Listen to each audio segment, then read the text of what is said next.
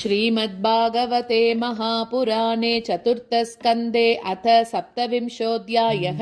नारद उवाच इत्थं पुरञ्जनं सद्यक् वशमानीय विभ्रमैः पुरञ्जनी महाराज रेमे रमयति पतिं। स राजा महिषीं राजन् सुस्नातां रुचिराननां कृतस्वस्त्ययनं तृप्ताम् अभ्यनन्दत् उपागताम्। अयोपगूढः परिरब्धकन्दरोः अहो नु मन्त्रै अपकृष्टचेतनः न कालरंघो बुबुदे दुरद्ययम् दिवानिशेति प्रमदा परिग्रहः।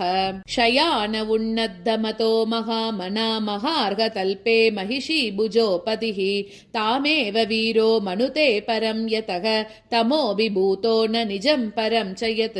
तयैवं रममानस्य कामकश्मलचेतसः क्षणार्धमिव राजेन्द्र व्यतिक्रान्तं नवं वयः।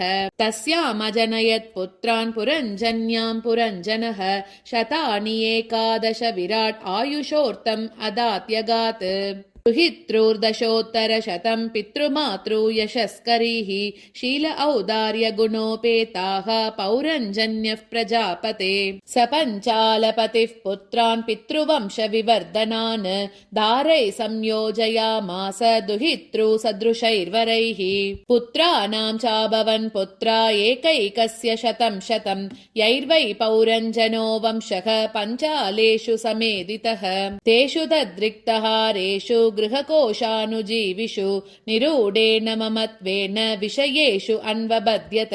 ईजे चक्रतुभिर्घोरैः दीक्षितः पशुमारकैः देवान् पितॄन् भूतपतीन् नानाकामो यथा भवान्। युक्तेषु एवं प्रमत्तस्य कुटुम्बासक्तचेतसः आससाद स वै कालः यो प्रियः प्रिययोषिताम्। चण्डवेग इति ख्यातः गन्धर्वाधिपतिर्नृप गन्धर्वास्तस्य बलिनः षष्टि उत्तरशतत्रयम्। गन्धर्व्यस्तादृशीरस्य मैथुन्यश्च सितासिताः परिवृत्या विलुम्पन्ति सर्वकामविनिर्मिताम्। ते चण्डवेगानुचराः पुरञ्जनपुरं यदा हर्तुम् आरेबिरे तत्र प्रत्यशेदत् प्रजागरः।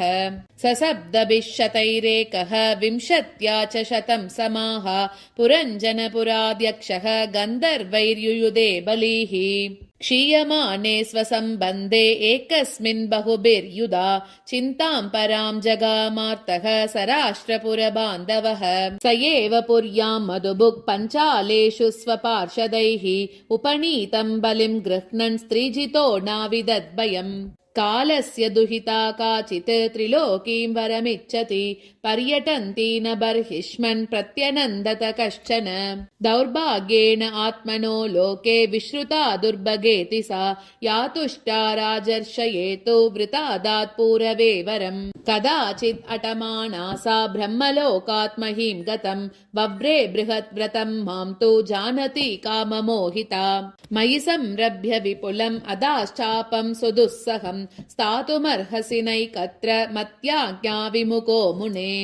ततो विहत संकल्पा कन्यका यवनेश्वरं मयोपदिष्टमासाद्य वव्रे नाम्ना भयं पतिं। ऋषभं यवनानां त्वां वृणे वीरेप्सितं पतिं संकल्पस्त्वयि भूतानां कृतः किल नरिष्यति। द्वाविमौ अनुशोचन्ति बालावसतवग्रहौ यल्लोकशास्त्रोपनतं नराति न तदिच्छति। अतो भजस्व मां भद्र भजन्तीं मे दयां कुरु एतावान् पौरुषो धर्मः यदार्थाननुकम्पते। कालकन्योदितवचः निशम्य यवनेश्वरः चिकीर्षु देवगुह्यं सस्मितं तामभाषत।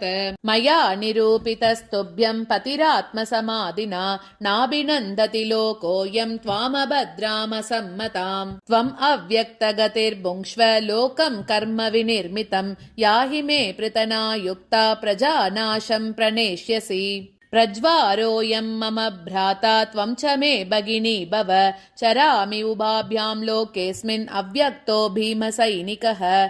इति श्रीमद्भागवते महापुराणे पारमहंस्यां संहितायां चतुर्थस्कन्धे पुरञ्जनो भाग्येन सप्तविंशोऽध्यायः।